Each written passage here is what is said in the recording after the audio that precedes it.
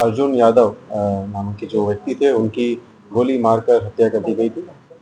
इसमें 3 उनको गोली मारी गई थी और जब वो प्लांट की तरफ जा रहे थे, तो उन्हें 3 अपराध कर्मियों ने उनका पीछा करते हुए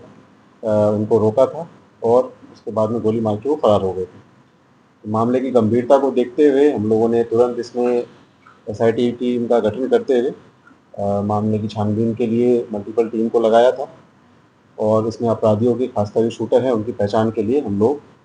अलग-अलग दिशा में बढ़ रहे थे आगे। इसी क्रम में हम लोगों को जितनी भी सीसीटीवी फुटेज बरामद हुई, उसमें जो अपराधी जो हैं वो भागते हुए भी नज़र आते हुए दिखाई दिए थे, जिसमें कि 3 अपराधी जो थे वो एक स्प्लेंडर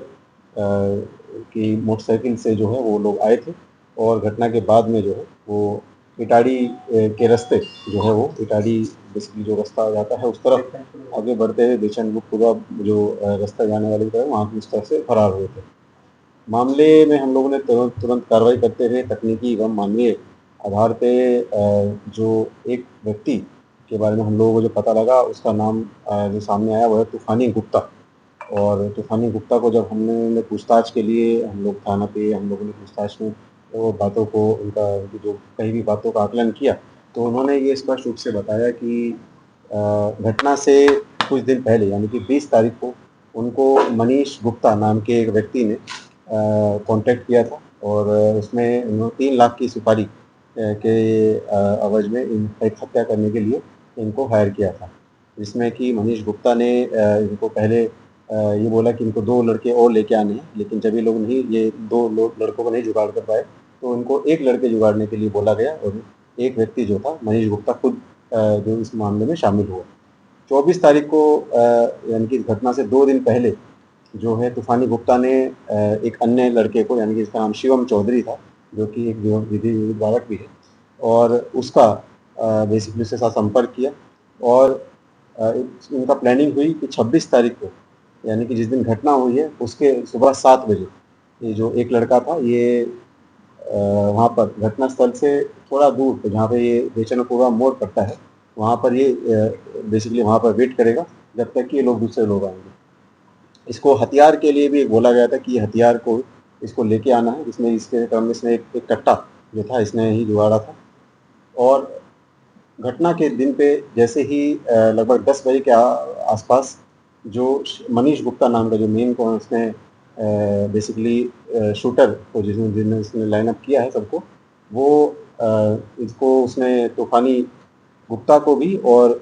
इसके दूसरे जो व्यक्ति है इसको भी इसने घटनास्थल की तरफ आगे बढ़ाया और लाइन अप करते हुए जैसे ही जो मृतक हैं वो अपनी थार गाड़ी से आगे बढ़े, तो उसका इन्होंने पीछा किया। इन्होंने जब पीछा किया, जैसे ही वो गाड़ी जो है वो अपनी एक बार निर्धारित स्थल पे रुकी, इसके बारे में इन्होंने पहले ही लगभग पिछले 3 से 4 दिन से पहले की हुई थी। ये वहाँ पर रुके और जैसे ही गाड़ी से थोड़ा ही दूर में उन्होंने पानी की बोतल और लस्सी की बोतल वहाँ से लेके वो गाड़ी की तरफ बढ़े, तो उन्होंने लगभग 5 से 6 फीट के दूरी से जो है उनके ऊपर 3 जो है फायरिंग किया।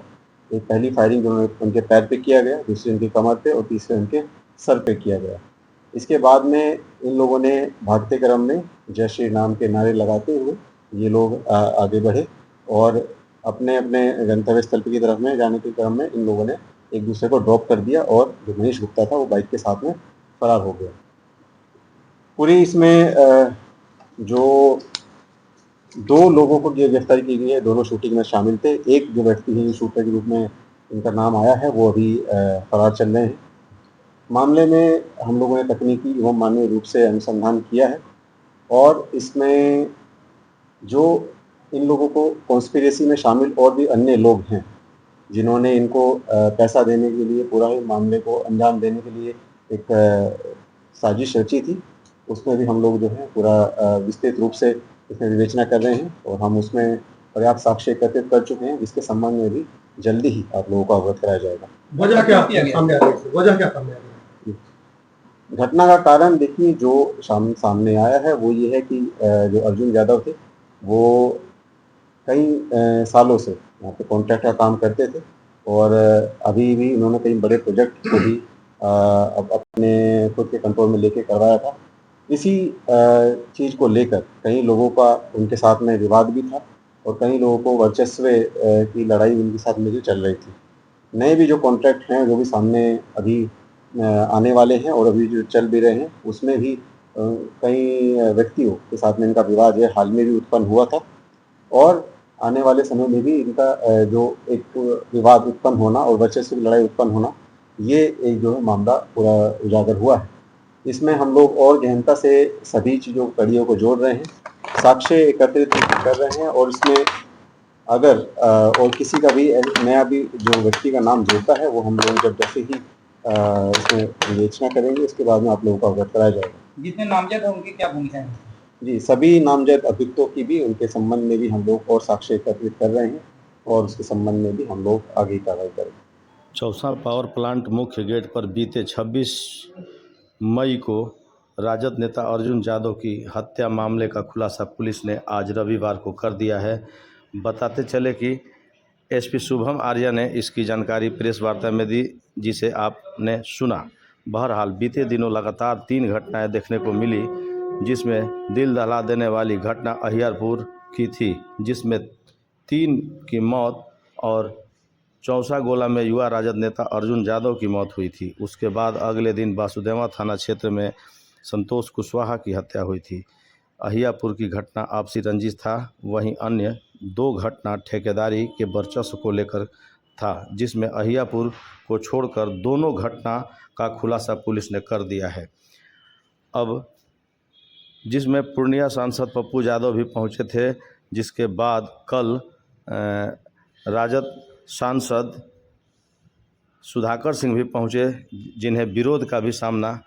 करना पड़ा।